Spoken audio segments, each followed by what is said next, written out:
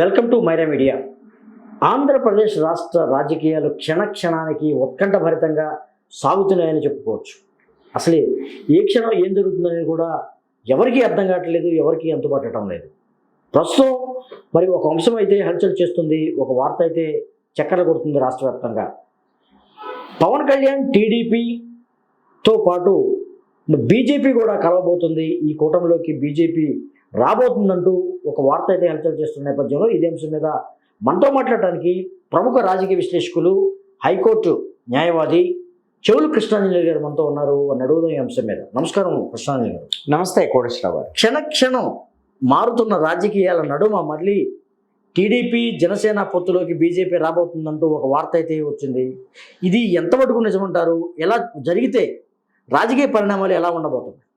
ఆంధ్రప్రదేశ్లో ఎన్నికలు మార్చిలో నోటిఫికేషన్ వచ్చేదానికి అవకాశం ఉండవచ్చు, ఇంకా కొంత ముందుకు కూడా రావచ్చు అనేటువంటి చర్చ కూడా ఉంది. ఈ నేపథ్యంలో ఖచ్చితంగా ఎన్నికలు సమీపిస్తున్నటువంటి వేళ రాజకీయ పరిణామాలు అనేవి కూడా వేగంగా మారుతూ ఉంటాయి. దాంట్లో భాగమే ఇప్పుడు బీజేపీకి సంబంధించినటువంటి పొత్తుకు సంబంధించిన అంశం కూడా బీజేపీ అదేవిధంగా తెలుగుదేశం ఈ రెండు కలుస్తాయా లేవా, వీళ్ళిద్దరిని కలిపేటువంటి ప్రయత్నాల్లో ఉన్నటువంటి పవన్ కళ్యాణ్ సక్సెస్ అవుతారా లేదా అనేటువంటి చర్చ ఇప్పటి వరకు ఉంది. ఈ రోజుతో దాదాపుగా ఆ చర్చకి ముగింపు పలికినట్లే.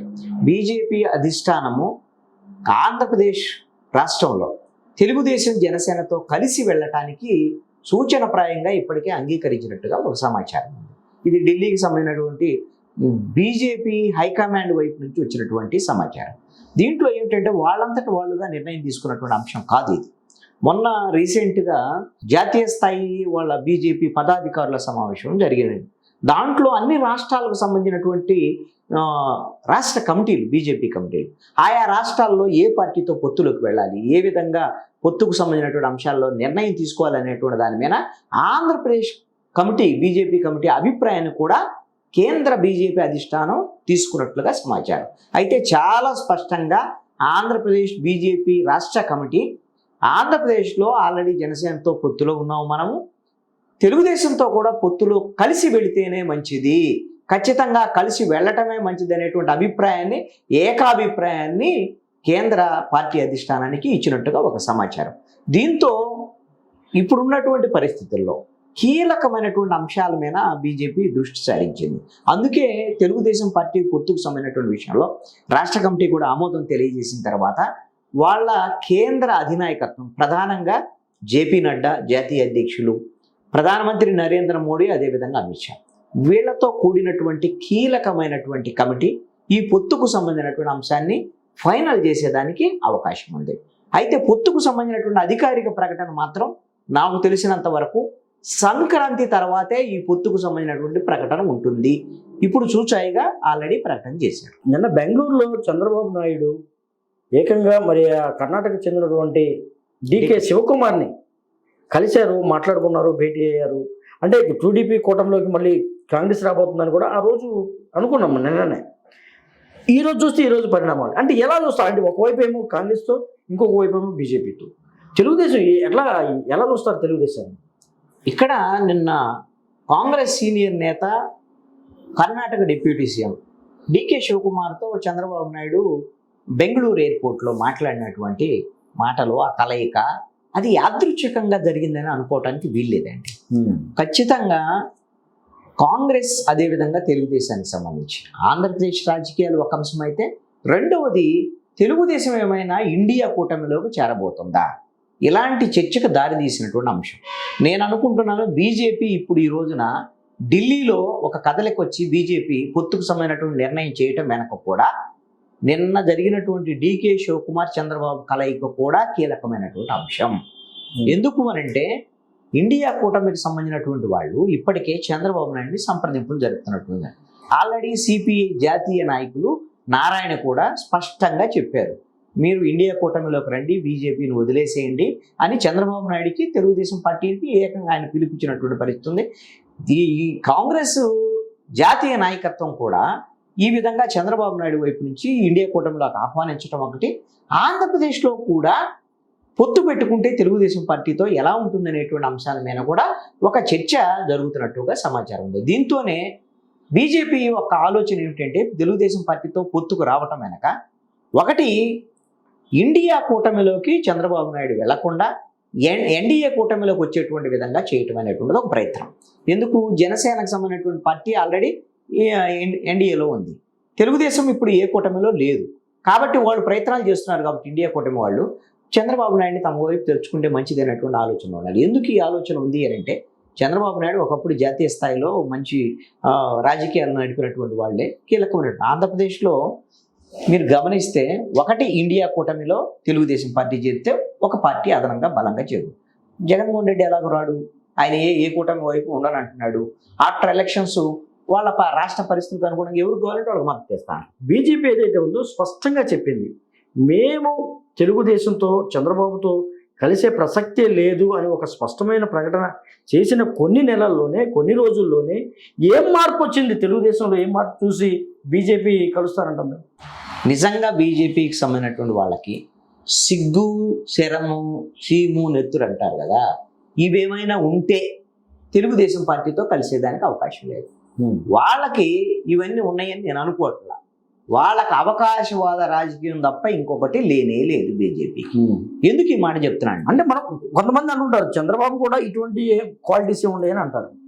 రాజకీయాలు అందుకని వాళ్ళిద్దరు కలవగలుగుతున్నారు కదా. వాళ్ళిద్దరూ ఒకే తరహా ఆలోచనలతో ఉన్నారు. ఇద్దరు వాళ్ళు గతంలో మాట్లాడుకున్నటువంటి మాటలు కింద మనం గమనిస్తే, మీరు 2004 ముందు 99 నుంచి తెలుగుదేశం బీజేపీ కలిసి ఉంది. తర్వాత 2004లో ఎప్పుడైతే ఆంధ్రప్రదేశ్లో చంద్రబాబు నాయుడు ఓడిపోయాడో తీవ్రమైనటువంటి విమర్శలు చేశాడు బీజేపీ మీద. బీజేపీ వల్లే నేను ఓడిపోయాను అనేటువంటి విధంగా. అప్పుడు గుజరాత్ ముఖ్యమంత్రిగా ఉన్నటువంటి, ఇప్పుడు ప్రధానమంత్రి అయినటువంటి నరేంద్ర మోడీ మీద మీరు తీవ్రమైనటువంటి వ్యాఖ్యలు చేశారు, గుజరాత్లో అల్లర్లకు సంబంధించినటువంటి విషయాల్లో కూడా. దీంతో తీవ్రమైనటువంటి ఘర్షణ వచ్చింది. బీజేపీ వాళ్ళు శపథం చేశారు, అసలు ఎట్టి పరిస్థితుల్లో కూడా మేము తెలుగుదేశం పార్టీతో కలవం, చంద్రబాబు నాయుడుతో కలవం, నమ్మించి మోసం చేశాడు, మమ్మల్ని మా మీద తీవ్రమైన విమర్శలు చేశారు. మరి ఇదే బీజేపీ తెలుగుదేశము 2014 వచ్చారు కదా, ఎందుకు కలిసి? ఏం అప్పుడు అంతకుముందు తెలుగుదేశం చేసినటువంటి విమర్శలు మర్చిపోయారా? నరేంద్ర మోడీని తిట్టిన తిట్లన్నీ మర్చిపోయారా బీజేపీ వాళ్ళు? ఆ రోజు 2014 వచ్చారు కల్లా ఎగేసుకొని కలిసి రాష్ట్రంలో కలిసి పోటీ చేశారు, అయిపోయింది. 2018 వచ్చేసరి కల్లా మళ్ళీ నాకు ప్రత్యేక హోదా, రాష్ట్ర విభజన, ఈ హామీలు ఏమి అమలు చేయట్లేదు బీజేపీ అని మళ్ళీ నరేంద్ర మీద పోరాటం, నల్ల చొక్కాలు వేసుకొని ఈ గల్లీ నుంచి ఢిల్లీ దాకా చంద్రబాబు నాయుడు చేశాడు, తీవ్రమైనటువంటి విమర్శలు చేశాడు. నరేంద్ర మోడీ భార్యకి సంబంధించిన వారు, వాళ్ళ కుటుంబానికి సంబంధించినటువంటి వారు, అసలు ఇతను బాధ్యత లేనటువంటి వాడు అని వ్యక్తిగతమైనటువంటి విమర్శలు కూడా చేశారు. అదేవిధంగా అమిత్ షా ఇక్కడికి ఆంధ్రప్రదేశ్కి వస్తే అమిత్ షా మీద రాళ్ళు వేసినటువంటి పరిస్థితి కూడా ఉంది. మరి అలాంటి పరిస్థితుల్లో మీరు గమనిస్తే రాష్ట్రంలో మేము ఎట్టి పరిస్థితుల్లో కూడా ఇక తెలుగుదేశం పార్టీతో కలము అని సోమవీర్రాజు ప్రకటన. ఆ తర్వాత మీరు ఒక్కసారి గమనిస్తే అమిత్ షా నేషనల్ మీడియాకి ఇచ్చినటువంటి ఇంటర్వ్యూలో కూడా NDA doors closed to TDP అని చాలా స్పష్టంగా ఆయన చెప్పేశారు. అసలు మేము ద్వారాలు మూసేసాం, అసలు ఎట్టి పరిస్థితుల్లో వాళ్ళని మేము ఎన్డీఏలోకి అంగీకరించాం, పొత్తు కూడా వాళ్ళతో ఉండదు అని ప్రకటన చేశాం. అయిపోయింది. ఇప్పుడు 2024 ఎన్నికలు వస్తాయి. ఇప్పుడు మళ్ళీ తెలుగుదేశము బీజేపీకి సంబంధించినటువంటి ప్రేమ చిగురిస్తుంది. ఏంటంటే ఇది అవకాశవాదం. వాళ్ళే తిట్టుకుంటున్నారు, మరి వాళ్ళే కలుస్తున్నటువంటి. ఈ రోజున బీజేపీ ఎందుకు కలుస్తుంది తెలుగుదేశంతో? కీలకమైనటువంటి అంశాలు ఏమిటి అంటే, తెలుగుదేశం ఎలాగూ ఎందుకు కలుస్తుందో నేను చెప్తాను. బీజేపీ ఎందుకు కలుస్తుంది? చాలామంది అంటారు 25 ఎంపీ స్థానాలు ఉన్నాయి ఇక్కడ. 25 ఎంపీ స్థానాలు ఇప్పుడు 22 వైఎస్ఆర్ కాంగ్రెస్ పార్టీకి ఉన్నాయి, 3 తెలుగుదేశం. వీళ్ళందరూ కూడా ఏ సమస్య వచ్చినా సరే, బీజేపీ వాళ్ళు ఏ బిల్లు పెట్టినా సరే 25 వాళ్ళకి మద్దతు ఇస్తున్నారుగా. మరి ఇంకోళ్ళకి ఇబ్బంది ఏముంది? అసలు ఇక్కడ పొత్తు పెట్టుకోవాల్సిన అవసరం ఏముంది అని చాలామంది అంటారు. వాళ్ళు ఆలోచిస్తుంది ఏమిటి అంటే, 2019లో ఉన్నటువంటి పరిస్థితులు జాతీయ స్థాయిలో బీజేపీకి అనుకూలంగా లేవు. బీజేపీకి 303 సీట్లు సొంతంగా మెజారిటీ వచ్చినటువంటి పరిస్థితులు ఉన్నాయి. ఎన్డీఏ అధికారంలోకి వచ్చింది 2019లో.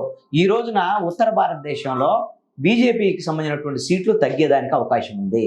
కాబట్టి దక్షిణ భారతదేశంలో ఎట్టి పరిస్థితుల్లో కూడా సీట్లను కొంచెం పెంచుకునేటువంటి ప్రయత్నాలు ప్రతి రాష్ట్రంలో కూడా ఎంతో కొంత తన బోణి కొట్టాలి, 1-2 సీట్లు అయినా గెలవాలి అనేటువంటి ప్రయత్నాల్లో ఉంది. ఇప్పుడు తెలంగాణలో కొంత పుంజుకుంటున్నటువంటి పరిస్థితి ఉంది. మొన్న 8 ఎమ్మెల్యే స్థానాల్లో గెలిచారు.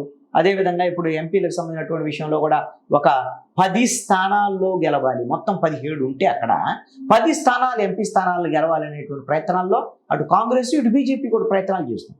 కర్ణాటకలో ఎలాగూ కాంగ్రెస్ వచ్చినప్పటికీ కూడా పార్లమెంట్ ఎన్నికలు వచ్చేసరికల్లా 2018లో కూడా మీరు గమనిస్తే అక్కడేమో కాంగ్రెస్ అధికారంలోకి వచ్చింది. ఆ తర్వాత పార్లమెంట్ ఎన్నికలు వచ్చేసరికల్లా తెలుగుదేశం బీజేపీకి ఎన్డీఏ కూటమికి ఎక్కువ వచ్చినాయి. అదే తరహాలో ఇప్పుడు తెలంగాణలో కూడా వస్తాయని చూస్తున్నాను. ఆంధ్రప్రదేశ్లో కన్నా తెలుగుదేశంతో పొత్తులోకి వెళితే ఒక 5-6 ఎంపీ స్థానాలు అడిగి కనీసంగా దాంట్లో 3-4 స్థానాల్లో గెలిస్తే ఆంధ్రప్రదేశ్లో కూడా ఇక్కడ నుంచి వాళ్ళు బోణి కొట్టొచ్చు, ఇక్కడ పార్టీ కూడా ఎదుగుదలకు అవకాశం ఉంటుంది అనేటువంటి ఆలోచనలో బీజేపీకి ఈ ప్రయోజనాలు. బీజేపీ ఆలోచన ఇది. ఒకటి, ఎన్డీఏ కూటమిని బలోపేతం చేసుకోవటం. రెండవది ఏమిటి అంటే ఇక్కడ ఎంతో కొంత పార్టీని కొన్ని సీట్లు సంపాదించాలి అంటే తెలుగుదేశంతో. ఇక మీకు తెలుగుదేశం ఎందుకు గెలుస్తుంది?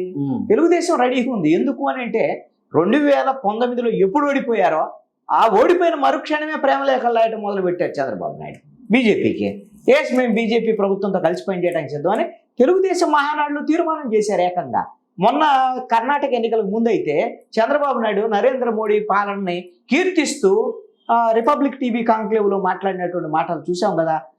మొన్న లోకేష్ కూడా చెప్పాడు, మేము బీజేపీకి పొత్తులోకి వస్తాను, మేము రెడీగా ఉన్నాం కలుపుకోవడానికి, మేము బీజేపీకి పొత్తులోకి వెళ్తాం. అందరూ చెప్తున్నటువంటి పరిస్థితుల్లో ఈ రోజున ఎందుకు కలవాలనుకుంటున్నారు, గతంలో ఎందుకు పోట్లాడుకున్నటువంటి వాళ్ళు ఒకటే, చంద్రబాబు నాయుడు ఈ రాష్ట్రంలో వైఎస్ఆర్ కాంగ్రెస్ పార్టీని ఎదుర్కొని ఎన్నికలు చేయటం అనేటువంటిది వచ్చే 24 ఎన్నికల్లో కష్టము.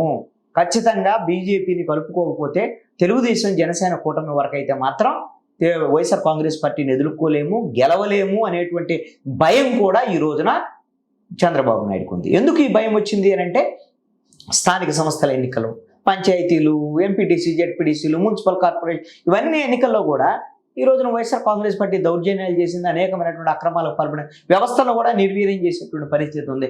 దీంతో కేంద్రంలో అధికారంలో ఉండేటువంటి బీజేపీ మనతో ఉంటే కనీసము వాళ్ళ క్యాడర్లో ఒక మనోస్థైర్యం కల్పించవచ్చు. బీజేపీ కూడా మనతోనే ఉంది, వైఎస్ఆర్ కాంగ్రెస్ పార్టీని ఎదుర్కోవడానికి కావాల్సిన బలం వచ్చింది మనకి అనేటువంటి విధంగా ముందుకెళ్ళొచ్చు అనేటువంటి ఆలోచనలో ఉన్నారు. లేదు అంటే ఎంపీటీసీ, జెడ్పీటీసీ ఎన్నికల్ని అది పోటీ చేయలేక తెలుగుదేశం పార్టీ బాయ్కట్ చేసినటువంటి పరిస్థితి చూసాం కదా. రేపొద్దున స్థానిక సంస్థల ఎన్నికల్లో అలాంటి పరిస్థితి ఉంటే రేపొద్దున అసెంబ్లీ ఎన్నికలు వచ్చేకల్లా తెలుగుదేశం జెండా భుజాన్ని పెట్టుకొని క్షేత్రస్థాయిలో పనిచేయడానికి వచ్చేవాళ్ళు ఎవరు? ఆల్రెడీ వాళ్ళ మీద కేసులు ఉన్నాయి, దాడులు జరుగుతున్నటువంటి పరిస్థితి ఉంది, భయం ఉంది. ఈ రోజున ఆ భయం పోవాలి అని అంటే ఈ రోజున బీజేపీ మనకు అండదండలో ఉన్నాయి, బీజేపీతో కలిసి వెళ్తున్నాం అనేటువంటిది తన కేడర్లో కూడా ఆ విధమైనటువంటి మనోస్థైర్యం తీసుకురావాలని అనివార్యమైనటువంటి పరిస్థితి తెలుగుదేశం పార్టీకి ఉంది. అందుకని బీజేపీతో పొత్తు పెట్టుకున్నాం.